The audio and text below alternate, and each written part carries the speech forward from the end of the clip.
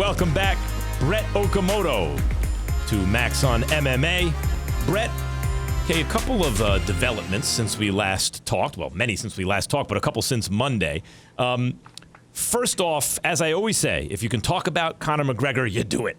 So Dustin Poirier has said recently that he is living rent-free in Conor's head. He's responding to the tweets that Conor has sent out about him and everything, and he made two interesting points to me.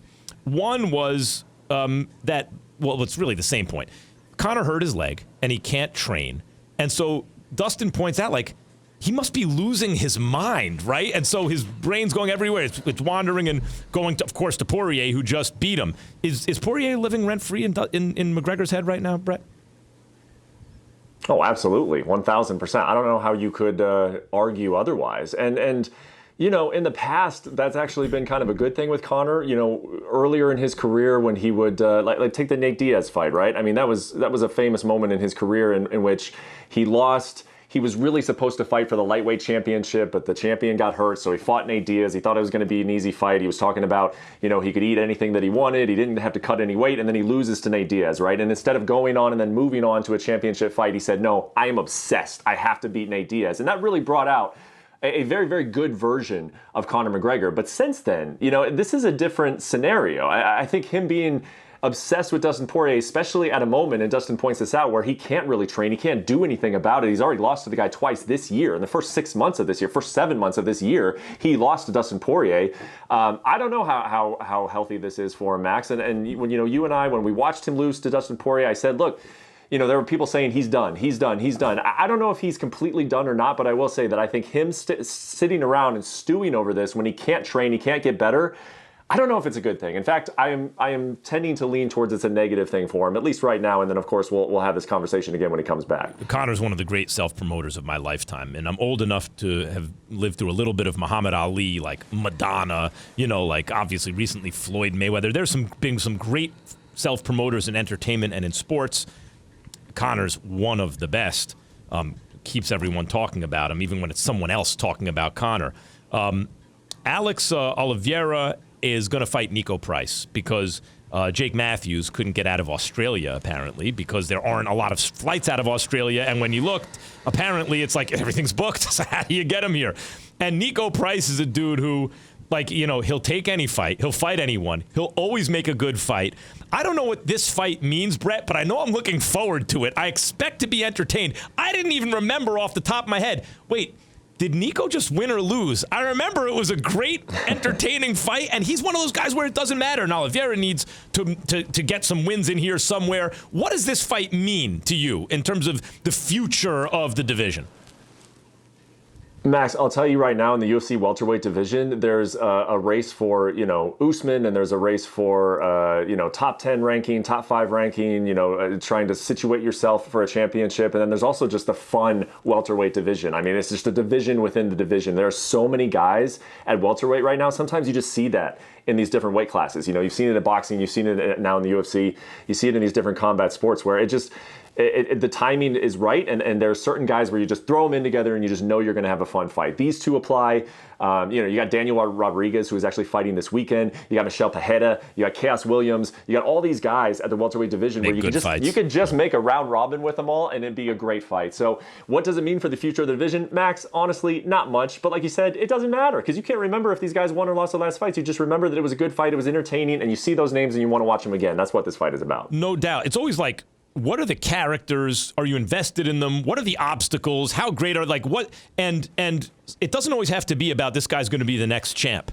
Sometimes, like, if once you hear Niko Price, you're interested in the character. You love to see him fight. He's very entertaining and competitive. I totally agree.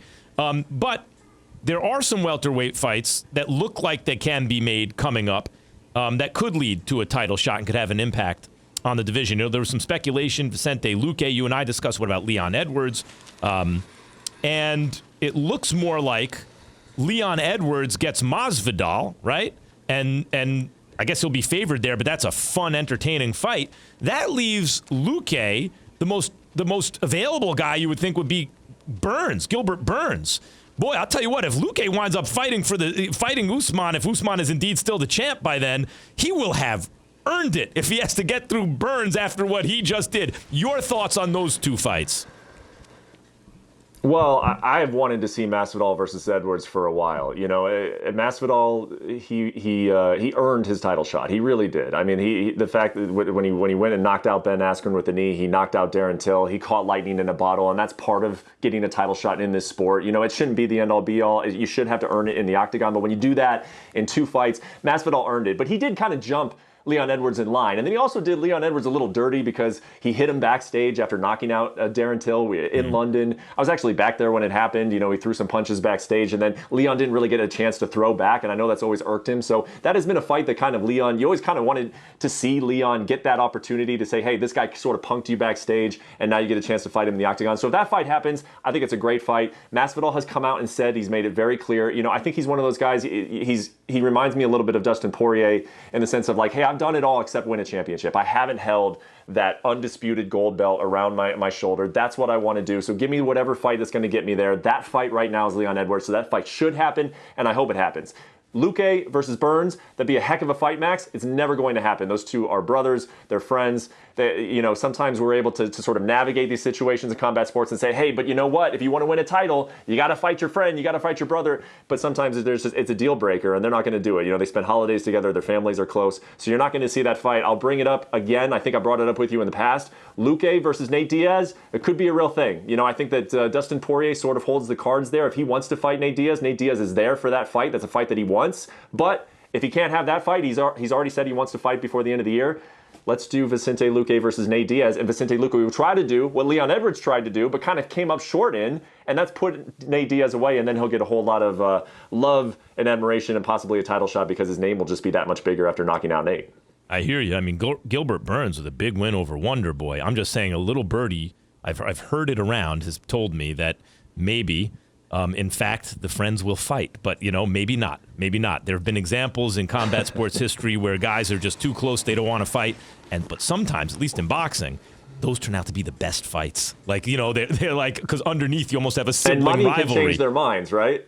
Well, we'll see. Money can change their minds. We'll see. I don't Luque care how much is as I hot like as you, Max, anyone but in if someone MMA. offers me millions, That's right. I mean, and Luque is as hot as anyone right now. And he's not only a guy who's on a roll, but a guy you want to see fight.